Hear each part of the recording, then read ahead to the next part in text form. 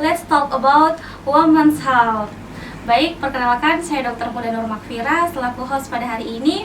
Jadi sebelumnya kita perlu tahu bahwa dokter merupakan suatu profesi yang mulia yang bertugas untuk meningkatkan kesehatan masyarakat khususnya di Indonesia.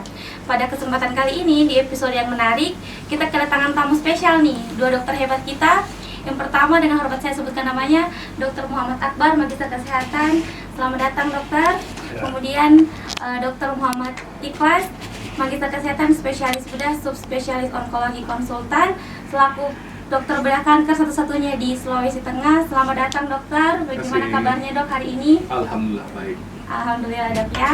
Baik, pada hari ini kita akan bincang-bincang asik nih seputar dalam rangka mengikuti HUT Republik Indonesia ke-79. Kita akan bincang-bincang asik mengenai dengan tema ID1 Nusantara Maju, Indonesia Maju. Baik, di sini kita akan bincang-bincang langsung saja nih dok. Langsung saja dok ya, seputar agenda kegiatan Ikatan Dokter Indonesia dalam rangka HUT Republik Indonesia ke-79. Kepada Dr. Akbar nih dok, yang selaku Ketua ID di Sulawesi Tengah, saya mau izin bertanya nih dok, untuk kegiatan Ikatan Dokter Indonesia yang akan diselenggarakan di Sulteng Ani, apa aja nih dok? Kepada Dr. Akbar, saya persilakan dokter. Jadi kami dari Ikatan Dokter Indonesia wilayah Sulawesi Tengah.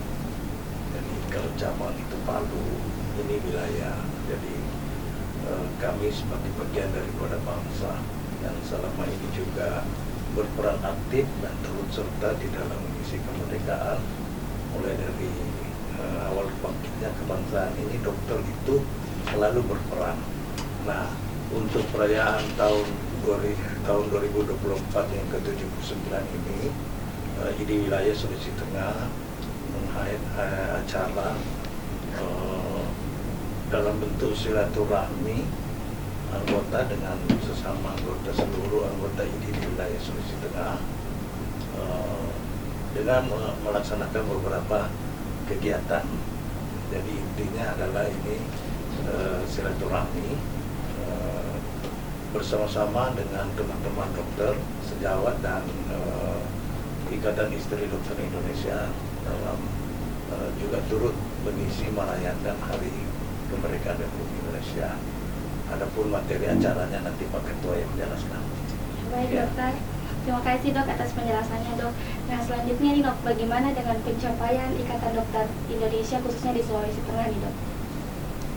Pencapaian? Iya dokter. Pencapaian apa maksudnya? Pencapaian program-programnya dokter. Oh ya, alhamdulillah kami di Sulawesi Tengah ya, kami, kalau saya sendiri kepengurusan dimulai dari tahun 2024 kemarin, bulan November, dan 1 tahun, menjalan 2 tahun periode ini, seluruh cabang yang ada di Sulawesi Tengah itu sudah terbentuk dan sudah dilantik dan dilaksanakan di masing-masing cabang kabupaten. Yang sebelumnya itu pengurus dan pelantikan ID cabang itu dipusatkan di Palu. Tapi untuk periode kami ya, bukan saya, karena termasuk Dr. Ilham juga, Dr. Antana, Dr. Anggi juga adalah pengurus di wilayah Sulawesi Tengah. Itu kami komitmen pengurus dan pelantikannya harus dilaksanakan di daerah masing-masing, di cabang masing-masing. Dan alhamdulillah juga di Sulawesi Tengah itu sudah juga dilantik kepengurusan. Di ID itu ada perhimpunan-perhimpunan spesialis dan keseminatan di bawah Bayu, Ikatan Dokter Indonesia. Di Sulawesi Tengah itu sudah ada 13 perhimpunan dokter spesialis yang sudah juga dilantik pengurusnya oleh saya sendiri ya. Jadi semua perhimpunan dokter spesialis dan keseminatan sudah lengkap di Sulawesi Tengah ya. Dokter, terima kasih dok. Nah dok, biasanya agenda-agenda apa saja sih dok, kegiatan-kegiatan apa saja yang biasa dilakukan dokter, khususnya di Sulawesi Tengah nih dok? Ya, selalu kami mengambil momen ya, selalu kami mengambil momen. Kalau ID sendiri itu mengambil momennya dimulai dari bulan Mei Bulan Mei itu Hari Kebangkitan Nasional, di mana kita tahu bahwa Hari Kebangkitan Nasional itu dimulai dari Budi Utomo ya, tahun 1908. Nah, Budi Utomo itu kebangkitan narasi redaksi tentang kebangsaan itu dimulai di Budi Utomo itu di tanggal 20 Mei 1908. Nah, siapa tokoh-tokoh di belakang Budi Utomo? Itu adalah tokoh-tokoh dari dokter-dokter yang waktu itu masih namanya Stovia. Jadi fakultas kedokterannya dulu namanya Stovia. Sebutlah Dr. Wahidi Sudirohusodo, Dr. Sutomo, dan lain-lain dan kawan-kawan. Hampir itulah yang mencetuskan lahirnya namanya Budi Utomo. Dari situ lahir narasi kebangsaan, dilanjutkan dengan 28 Oktober 1928 ya, kumpulan kesejarahnya ya, dari Yong Nyapa, Yong Ambon dan lain-lain bersatu bersumpah bahwa satu tanah air, satu bangsa, satu tanah air ya, satu bahasa, itu dicetuskan di 28 Oktober itu. Kemudian dilanjutkan lahir menjadi 17 Agustus jadi Hari Kemerdekaan Indonesia. Jadi 20 Mei itu selalu dirayakan sebagai Hari Kebangkitan Nasional, sekaligus juga Hari Bakti Dokter Indonesia. Ya, jadi 20 Mei itu momen 20 Mei kami selalu melakukan kegiatan karena itu sejarahnya lahirnya di 1908 itu dengan lahirnya Budi Utomo jadi Hari Bakti Dokter Indonesia. Untuk IDI sendiri, Ikatan Dokter Indonesia itu pada tanggal 25 Oktober. Nah, itu hari ulang tahunnya IDI. Nah, nanti insya Allah pada bulan Oktober nanti, dalam rangkaian acara yang kita bikin besok ini, tanggal 18 Agustus, nanti kita bikin gathering dan lain-lain, beberapa acara nanti disampaikan oleh Ketua Panitia. Momen tanggal 25 Oktober itu sebagai hari ulang tahun dari IDI. Kalau sekarang kan hari ulang tahun kemerdekaan. Kalau kami IDI hari ulang tahunnya itu pada bulan Oktober, 24 Oktober. Ya. Dokter, selanjutnya nih dok, kan kita tahu dok, Sulawesi Tengah ini merupakan salah satu daerah dengan penyakit tropis terbanyak nih dok. Kira-kira apa saja nih dok kegiatan-kegiatan yang dilakukan IDI untuk mengurangi dari jumlah penyakit-penyakit tropis khususnya di Sulawesi Tengah dok? Oh ya, jadi memang kita tahu di Sulawesi Tengah itu salah satu daerah endemis malaria, misalnya persoalan DBD yang saya kira itu seluruh Indonesia masih menjadi persoalan kesehatan ya, persoalan kesehatan ibu dan anak, khususnya ini dokter dan anak ya, masih tinggi kematian ibu dan anak kita di Sulawesi Tengah. Jadi kegiatan-kegiatan dalam rangka itu yang pasti kami selalu bermitra dengan pemerintah, baik itu dinas kesehatan, baik dari pemerintah daerah, pemerintah provinsi, ataupun dari dinas-dinas yang terkait lainnya, misalnya P2KB atau BKKBN dan lain-lainnya. Nah, seperti DBD misalnya atau penyakit-penyakit infeksi pada anak, ya teman-teman sejawat kami yang dari IDAI, Ikatan Dokter Anak Indonesia, yang selalu menjadi leading sektornya. Kalau misalnya kasus kematian ibu dan anak, tentu dokter Dana dan kawan-kawan dari POKI. Terus dari malaria nih, yang eliminasi malaria, TB ya, itu yang di Sulawesi Tengah masih tinggi. Saya di zaman saya masuk Sulawesi Tengah itu tahun 96 itu masih menjadi permasalahan kesehatan di Sulawesi Tengah sampai hari ini.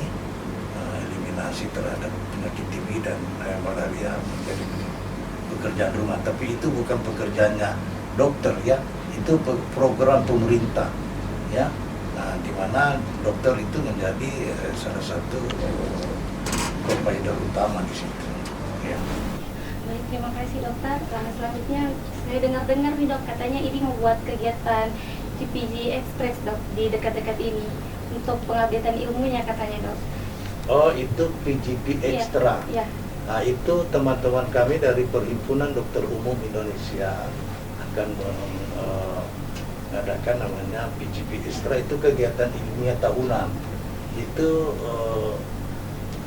dimulai awal itu tahun 2010 ya, secara konsisten dilaksanakan setiap tahun di momen Agustusan atau kemerdekaan ataupun Hari Bakti Dokter Indonesia, dan kalau tidak salah di bulan September nanti PGP Extra yang ke-14, berarti sudah 14 tahun, 14 kali dilaksanakan. Hanya waktu masa pandemi kemarin di PGP 12 dan 13 itu karena adanya distancing ya, social distancing, sehingga tidak bisa kita laksanakan secara offline, jadi kita lakukan dengan online ya. Nanti tetap dilaksanakan dok ya, walaupun pandemi dok ya? Ya, secara konsisten. Dan setelah pandemi teman-teman dari keseminatan dan perhimpunan pun juga aktif melaksanakan kegiatan-kegiatan ilmiah, baik berupa seminar maupun workshop dalam rangka peningkatan kompetensi. Ya tentu masing-masing ya, kalau dokter umum melaksanakan itu peningkatan kompetensi dokter umum, misalnya POGI itu dalam rangka peningkatan kompetensi teman-teman dari POGIN maupun keseminatan dan perhimpunan lain. Ya, dan di cabang juga di masing-masing daerah juga tetap melakukan kegiatan yang sama. Ya. Iya dok, untuk temanya tahun ini dok, boleh kami tahu dokter? Oh ya, jadi yang kita ini tahun Dokter Ilyas apa ini ya, yang besok? Yang nanti tanggal 18 ya, kebetulan saya ditunjuk oleh teman-teman sebagai ketua panitia dalam hal turut merayakan HUT kemerdekaan Indonesia. Tema kita kali ini adalah ini satu Indonesia baru, Nusantara baru, Indonesia maju. Baik nih dok. Oke sahabat Jinars, kita udah bahas-bahas banyak nih tentang Ikatan Dokter Indonesia. Selanjutnya kan sudah mendekat 17 Agustus nih dok. Saya dengar-dengar dokter Ikhlas selaku kepala panitia nih dok. Ketua panitia nih dok. Nah, apa saja nih dok persiapan-persiapan untuk kegiatan ulang tahunnya nanti? Oh, ini sudah sangat dekat ya, terima kasih. Ya, banyak sekali kita memang harus siapkan. Kita sudah rapat sampai 2-3 kali bersama mempersiapkan. Yang paling sebenarnya seperti yang dikatakan ketua di wilayah kita ini, tujuan kita inilah selain untuk merayakan HUT kemerdekaan RI sebagai kita dokter, adalah kita untuk saling merangkul, saling bersilaturahim antara kita dokter, antara kita istri-istri dokter dan masyarakat. Ya, pada saat hari itu beberapa kegiatan kita lakukan, baik kepada masyarakat, kita kepada teman-teman kita, dan kita kepada keluarga kita. Yang paling pertama ya untuk kesehatan, pasti kita lakukan jalan santai bersama, kita turut bergabung bersama keluarga, bersama masyarakat di daerah tersebut. Ya, mungkin kita mulai pada pagi hari sekitar jam 7 berkeliling di daerah jalur 2 ya. Kemudian setelah itu nanti kita berkumpul di depan kantor wanita. Di situ ada acara ya. Untuk masyarakat yang lagi heboh-heboh ini adalah biasanya para pelari, para orang bersepeda tiba-tiba kecapean, langsung henti napas, henti jantung. Makanya kita mau sekali membantu, maksudnya menyebarkan bahwa sebenarnya bantuan hidup dasar itu bukan hanya milik dokter, bukan hanya milik para medis, itu milik semua. Jadi nanti kita memanggil teman-teman, memanggil masyarakat, dan khususnya teman-teman yang para runners, para bikers, dan mungkin golongan saya para walkers kalau saya ya, walkers. Nah, mau datang untuk mengikuti acara BHD ya, bantuan hidup dasar. Jadi kita nanti diajarkan bagaimana cara mengetahui apakah mereka membutuhkan bantuan hidup dasar atau tidak, dan melakukan bantuan hidup dasar yang benar. Setelah itu ada acara door prize di belakangnya. Jadi mungkin ada 3 atau 5 pemenang untuk yang bertanya dan melakukan yang paling bagus, kita kasihkan hadiah. Ya. Setelah BHD, kepada masyarakat kita juga melakukan pemeriksaan kesehatan gratis. Ya. Kita hubungi teman-teman, hubungi saudara-saudara kita yang dokter untuk pelayanan kepada masyarakat. Kemudian ada acara silaturahim kepada teman-teman sekalian. Kita ada lomba-lomba daerah untuk 17 Agustusan tradisional. Ya, tapi lomba-lombanya aman kok. Jadi biar yang top senior masih bisa mengikuti dan happy-happy. Baik, berarti ramai sekali nanti dok ya, insya Allah. Ya. Ya. Baik dok, untuk lokasinya dok, udah boleh di-spill nggak nih dok sama teman-teman? Ya, terima kasih. Tadi mungkin saya sudah spill sedikit ya. Lokasi itu di depan kantor wanita di jalur 2. Gedung wanita ya. Iya. Nah, di jalur 2 tersebut ya. Jalan Jadi Muhammad Yamin. Jalan Muhammad Yamin sangat dekat dengan ujung dari Jalan Maleo. Seperti itu. Baik Sobat Jiners, untuk lokasinya sudah sangat jelas ya dijelaskan oleh Dokter Ikhlas. Selanjutnya nih dok, kebetulan banget nih dok, dokter datang di podcast kali ini. Saya mau tanya-tanya sedikit dok tentang kanker boleh dok? Ya, boleh, siap. Boleh nih dok ya. Karena yang kami tahu juga Dokter Herdana spesialis Obgyn konsultan onkologi ini juga ada gelar onkologinya dok, sama kayak dokter nih. Nah, saya mau bertanya dok, bagaimana cara membedakannya dok, pasien-pasien yang kapan nih bisa masuk ke dokter, kapan bisa dibawa ke dokter Herdana nih dok? Sebenarnya sudah sangat jelas ya. Hampir semua spesialisasi mempunyai konsultan di bagian onkologi masing-masing. Ya, kita para pemegang pisau, para operator biasanya membagi atas apakah dia solid organ dengan non solid organ. Jadi kalau solid organ itu biasanya para pemegang pisau seperti dokter Herdana, saya sebagai dokter bedah onkologi, ada bedah digestif di sini. Ya. Non solid organ atau artinya seperti untuk leukemia, hematolog dan anak. Nah, untuk masing-masing kami lagi kan sudah jelas batas-batasnya. Kalau saya sebagai bedah onkologi ya kanker leher, kanker tiroid, kanker payudara, kanker kulit dengan kanker otot ya. Nanti kalau di bagian dokter Herdana ya kandungan dan teman-temannya, kalau di sini ada dokter digestif, bedah digestif, ya di situ kanker saluran pencernaan mulai dari tempat Anda menelan dan sampai yang keluar dari yang ditelan. Itu untuk di sini. Oke dokter, jadi sesuai dengan dokter jelaskan tadi bahwa selain kanker kandungan berarti dok ya. Nah, saya mau tanya sedikit dok tentang kanker payudara dokter, boleh dok? Siap. Ya, boleh dokter. Seperti yang kita tahu bahwa kanker payudara ini masih menjadi salah satu momok terbesar nih dok di masyarakat. Salah satu penyebab kematian tertinggi juga pada wanita-wanita nih dok. Sebelum kita bahas lebih jauh nih dok tentang kanker payudara, saya mau bertanya dok, sebenarnya apa sih kanker payudara itu dok? Agar masyarakat di luar sana lebih mengerti lagi dokter. Ya, terima kasih. Pertanyaannya sangat menarik ya untuk para wanita.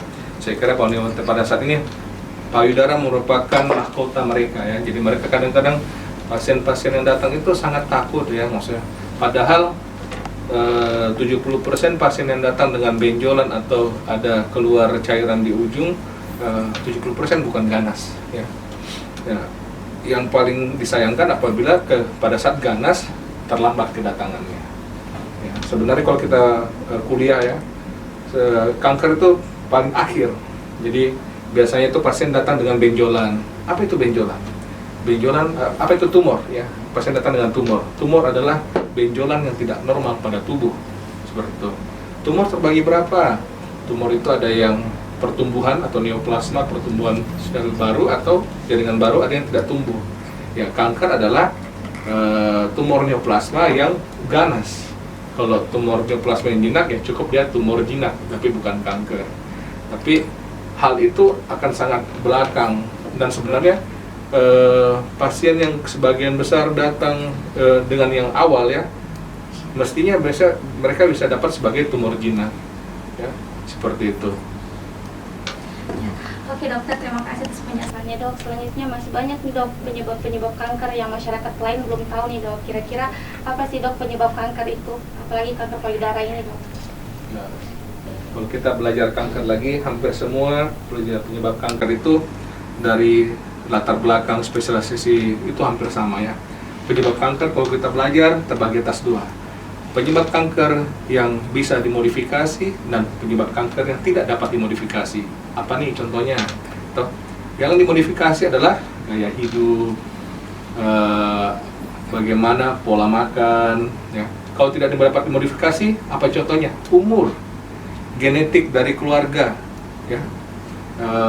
Apalagi namanya? Ada pernah riwayat kanker sebelumnya, walaupun bukan kanker tersebut, ada kanker yang lain, hal-hal tersebut. Sebenarnya kalau yang paling berperan adalah faktor eksternal atau gaya hidup kita sebenarnya. Jadi apabila kita punya faktor yang tidak dapat modifikasi, tetapi yang sebenarnya kita harus ikuti ini adalah yang dapat modifikasi dari gaya hidup, itu sangat berperan untuk sampai saat ini. Baik dokter, terima kasih dok. Nah pasti sobat Jingers di rumah nih pasti bertanya-tanya nih dok, kapan sih dok waktu yang tepat untuk kami para wanita ini melakukan pemeriksaan kesehatan, khususnya pemeriksaan payudara nih dok ke dokter? Saya kira itu sudah digalakkan ya. Dari pemerintah ada namanya Sadari. Ya. Semua dari BKKBN ada pelatihannya kepada dokter-dokter umum, kepada bidan-bidan, kepada perawat. Mungkin Dr. Herdana sering dipanggil, saya pribadi pun sudah beberapa kali dipanggil. Waktu saya jadi di Makassar juga jadi trainer, sering kali menggantikan senior-senior saya. Itu yang paling utama adalah pada masyarakat, mengajarkan masyarakat sadari ya, pemeriksaan payudara sendiri. Kapan itu dilakukan? Dilakukan hari ke-7 setelah haid, atau hari ke-7 setelah haid. Jadi pada saat itu payudara paling tidak bengkak, paling bagus untuk pemeriksaan. Nanti boleh kita bikin acara, boleh ada bikin video untuk lebih lanjutnya, itu dapat kok. Ya. Boleh banget dokter. Nah, dok, kira-kira apa saja sih dok pengobatan-pengobatan yang bisa kita berikan pada pasien-pasien yang sudah mengidap kanker payudara ini dokter? Ya, terima kasih. Kanker payudara memang suatu momok ya. Tapi sebenarnya yang paling penting adalah kita harus memperbaiki mental dan semangat calon-calon pasien ya. Karena yang di Indonesia itu yang saya anggap pasien itu kuat-kuat. Kenapa kuat-kuat? Karena pasien yang datang pasti sudah ada keluhan, tumor yang sangat besar, atau tumor yang sudah pecah atau luka, atau sangat nyeri. Jadi sudah fase-fase akhir, sudah stadium-stadium akhir. Yang kita harus perbaiki bagaimana pasien datang dengan stadium awal. Jadi itu bagusnya kita harus menyambut pasien di awal. Bagus untuk podcast seperti ini kita memberikan edukasi-edukasi di awal. Jadi yang harus kita kasih tahu bahwa pasien yang datang di awal itu apabila dia tumor stadium 1, kanker stadium 1 bisa sembuh ya, bisa sembuh untuk stadium 1. Dan pasien untuk payudara sendiri, pasien dengan datang dengan benjolan kurang dari 20% adalah kanker. Kebanyakan untuk usia muda, semuanya jinak. Gitu. Oke teman-teman Sobat Jingers, jadi itu tadi penjelasan dari Dr. Ikhlas, spesialis bedah, subspesialis konsultan onkologi. Baik, selanjutnya dok, kira-kira nih dok, setelah kita lakukan pengobatan tersebut yang tadi dokter jelaskan, kira-kira kapan nih dok waktu yang tepat untuk pasien-pasien datang lagi kontrol sama dokter? Ya. Sebenarnya pengobatan tiap-tiap fase-fase kanker itu hampir sama ya. Kalau kita yakin dia kanker payudara, setelah operasi dia terindikasi untuk kemoterapi. Nah, setelah kemoterapi dilakukan kemoterapi tiap 3 minggu selama 6 kali. Ada fase-fase pengobatannya ya. Fase pengobatan pertama, setelah selesai operasi dan kemoterapi 3 bulan setiap pos dari pengobatan tersebut. Setelah kita bebas 3 bulan pertama, 6 bulan pos dari 3 bulan pertama, 2 kali 6 bulan per tahun. Tapi semua ada follow-up masing-masing dari stadium masing-masing. Iya, baik Sobat Dinar, pasti sekarang lagi penasaran nih di mana kira-kira kita bisa dapat Dokter Ikhlas. Prakteknya di mana dok? Boleh diberitahu dokter? Ya. Terima kasih, iklan nih. Kebetulan ya Sore hari ini. Saya PNS di Rumah Sakit Anutapura ya. Kemudian saya membantu di Rumah Sakit Undata. Pada saat sore hari saya pribadi mempunyai klinik yang mau ketemu di sore hari pada saya berpraktek juga di Klinik Ikara di Jalan Suharto nomor 41. Terima kasih. Baik Sobat Gainers, itu tadi penjelasan tentang kanker payudara dari dokter kanker satu-satunya di Sulawesi Tengah.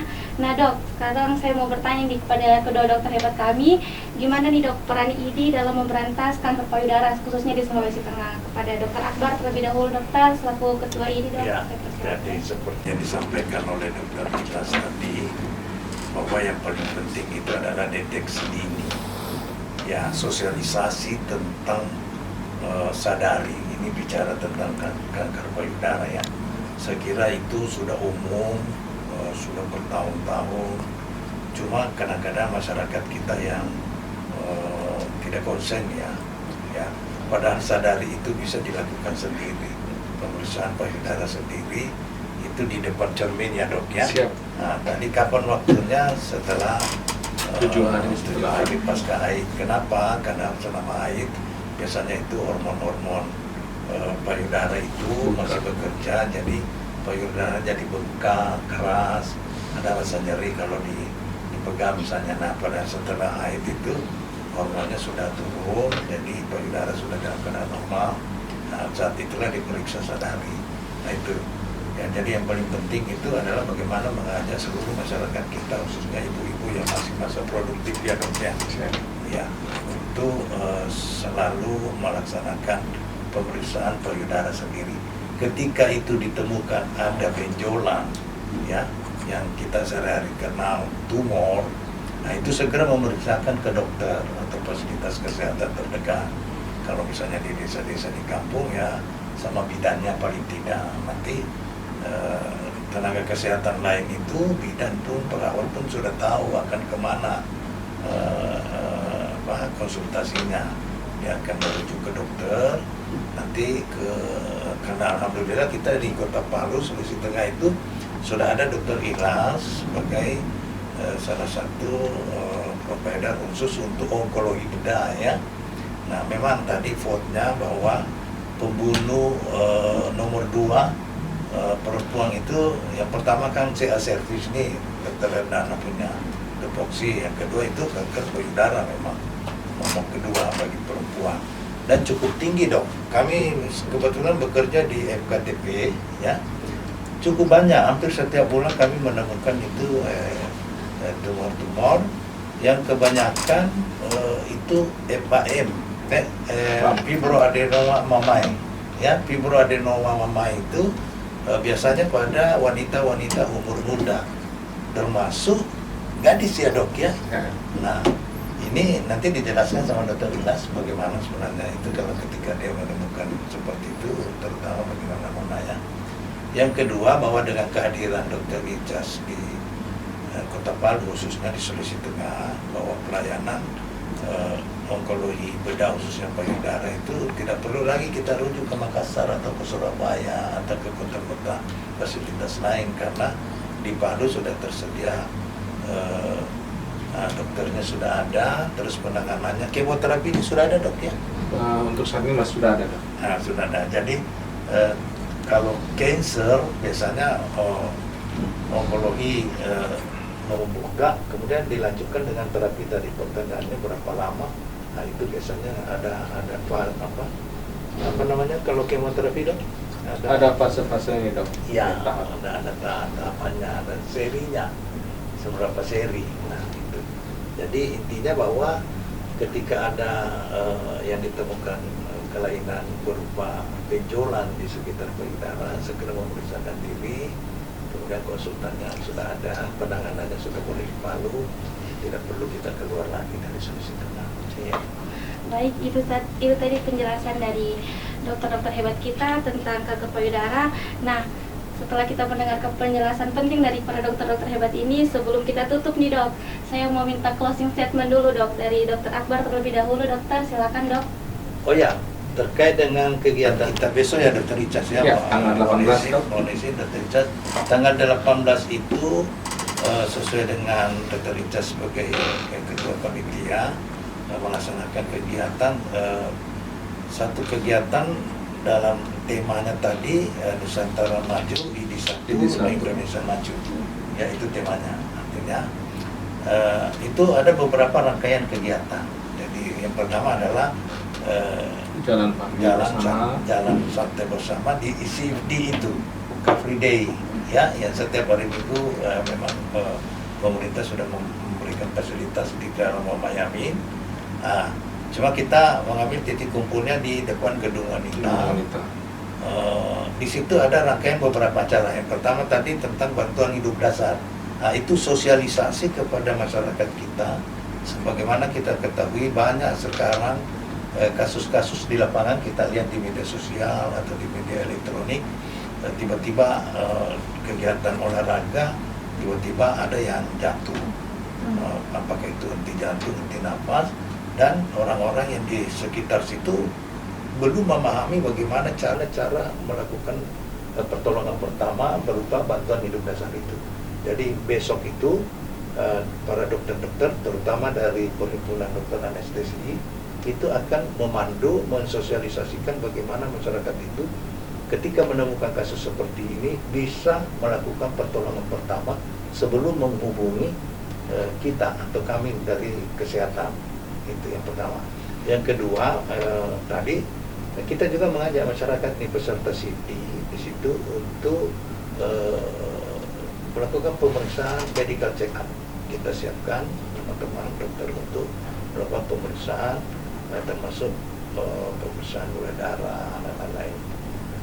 Dan lainnya tadi bahwa ada lomba-lomba tradisional itu dalam rangka kita saling akrab silaturahmi merayakan HUT kemerdekaan ini dengan dress code merah putih. Oke. Dress code-nya merah putih, Dok ya. Iya. Ya, baik, kepada Dokter Ikhlas saya persilakan, Dok, untuk closing statement-nya, Dokter. Sudah diambil sama bos saya semua. Saya cuma mau menghimbau teman-teman semua kepada masyarakat datang ke acara kami, Terbuka untuk umum. Terbuka untuk umum. Kami berusaha untuk menyebarkan bagaimana cara BHD yang benar, bagaimana menolong pasien-pasien yang gagal nafas atau gagal jantung di daerah pada saat kalian berolahraga. Kemudian kami membuka kepada teman-teman dokter-dokter sekota Palu, se-Sulawesi Tengah buat datang untuk bersama kita bersilaturahim bersama dan bersama keluarga. Silahkan. Terima kasih. Baik, itu tadi adalah penjelasan dari dokter. Selanjutnya saya himbau kepada seluruh Sobat Giners untuk datang di acara HUT Kemerdekaan Republik Indonesia karena pasti akan seru acaranya nih. Nah, selanjutnya, Dok, sebelum kita tutup nih, Dok, saya mau himbau kepada seluruh Sobat Giners jangan lupa like, comment, and subscribe di YouTube dan Instagram Gin On Call. Selanjutnya, Dok, sebelum kita tutup nih, Dok, sekali lagi kita pakai jargon, Dok, Gin On Call, let's talk about women's health. Jadi kalau saya bilang Gin On Call, let's talk about women's health. Let's talk about women's health. Oke, Dok, kita coba, Dok, ya. Gin On Call, Let's talk about women's health. Terima kasih. Terima kasih, Dokter. Terima kasih. Ya.